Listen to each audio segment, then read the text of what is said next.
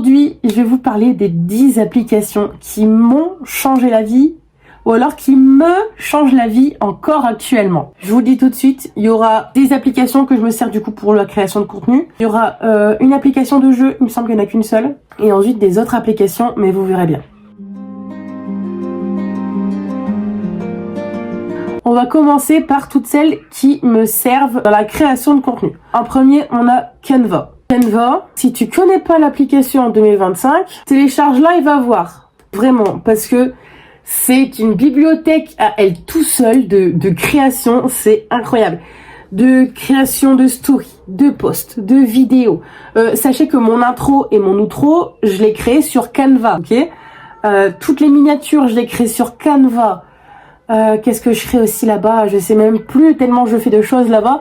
Mais vraiment aussi pour le travail, pour l'animation, je fais vraiment pas mal de choses là-bas. C'est une vraie pépite, une vraie mine d'or. Ensuite, on a TikTok Studio et du coup YouTube Studio. Si tu crées des vidéos sur TikTok Studio, il y a pas longtemps que c'est sorti d'ailleurs, mais c'est vachement utile. Et si tu crées du coup des vidéos sur YouTube Studio, c'est vachement utile aussi. Ces deux applications-là, ça te permet de voir toutes tes statistiques, donc ton nombre de vues, ton nombre de likes, ton nombre d'abonnés, combien ça a augmenté pendant chaque semaine, pendant chaque mois, etc. Donc tout ce qui est niveau stats, c'est là-dessus que ça se passe. Et c'est pas sur l'application de base. Ensuite, on a Notion. Alors, Notion, au début, on m'en avait parlé et j'ai eu énormément de mal à me lancer sur cette application-là. Au début, je comprenais pas forcément l'utilité, le fonctionnement, etc. Et au fur et à mesure, j'ai commencé à regarder des vidéos un peu sur YouTube pour voir comment ça fonctionnait.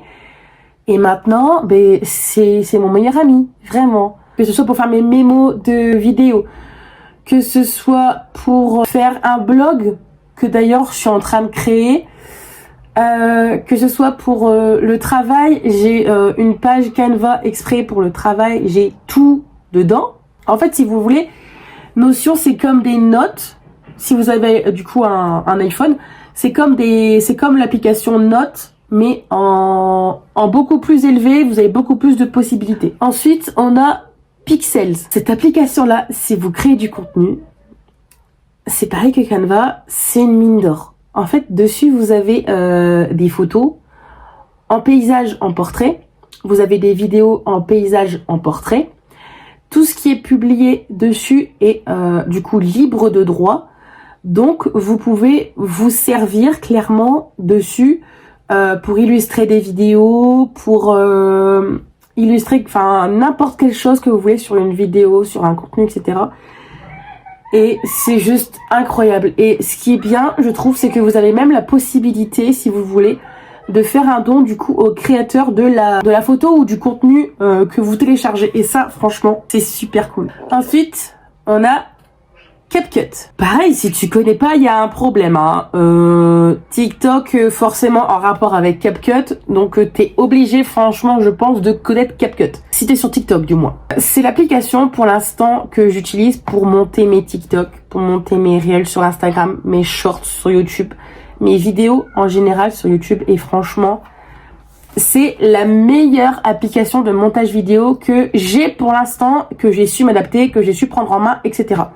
C'est pas la seule, ok, il y en a plein d'autres.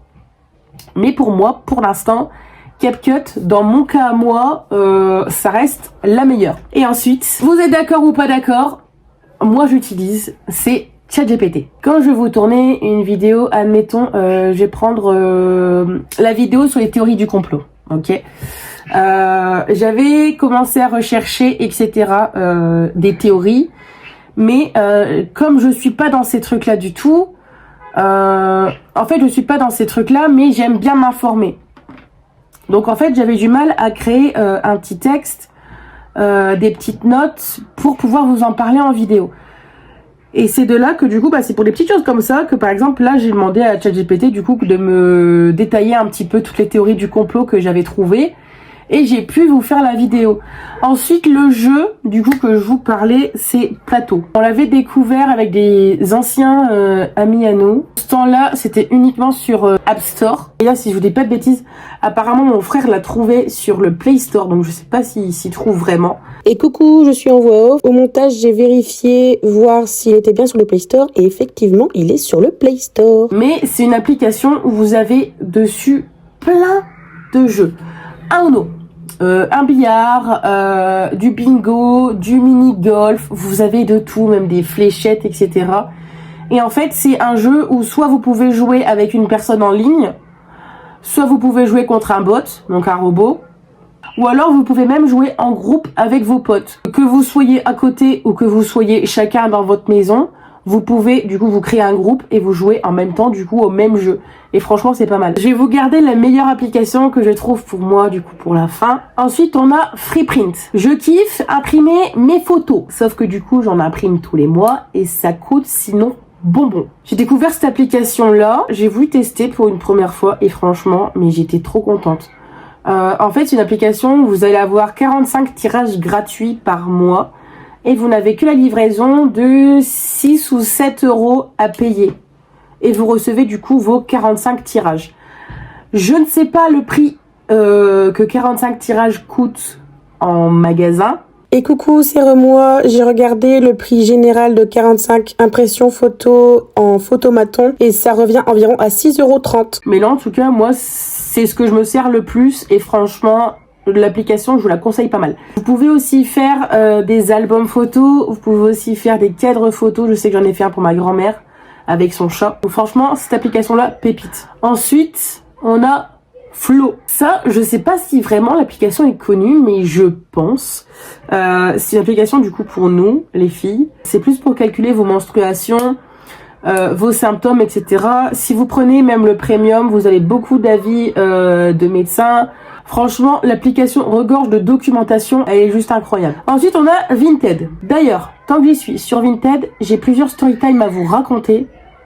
Ça sera des sujets de vidéo, vraiment. Dans pas longtemps, je pense que je vais vous les faire, 2 storytime de Vinted. Une qui date un peu et une de là, il y a pas longtemps. Si vous me suivez sur Snap, vous l'avez déjà vue. Et du coup, je la ferai aussi pour YouTube. Et ensuite, du coup, pour la dernière application, j'ai découvert l'application en fin d'année, du coup, 2024, donc fin d'année dernière. Et depuis, je l'enlève jamais de mon téléphone. L'application, c'est The Sorority. Je ne sais pas si vous l'avez déjà vu passer sur les réseaux sociaux, sur Facebook, etc.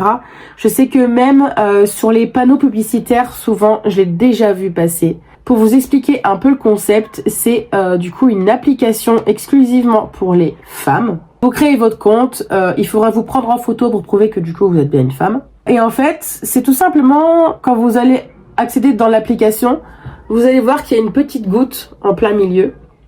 Si vous êtes en danger dans la rue, que quelqu'un vous suit, que vous êtes menacé, etc., vous appuyez sur cette goutte d'eau. Toutes les filles qui ont l'application et qui sont à proximité vont être alertées. Voilà. Elle est tellement pépite que j'en dis pas plus. Vous avez même un espace de message pour échanger avec la personne du coup qui a lancé l'alerte, savoir si ça va, s'il faut appeler les forces de l'ordre, etc. Franchement, allez voir de vous-même, regardez sur TikTok, etc. Il y a plein de vidéos là-dessus. D'ailleurs, à l'heure où je tourne la vidéo, mais je pense que quand je vous mettrai cette vidéo-ci du coup sur YouTube, la vidéo explicative sera du coup déjà sur mon TikTok, donc n'hésitez pas à aller faire un tour.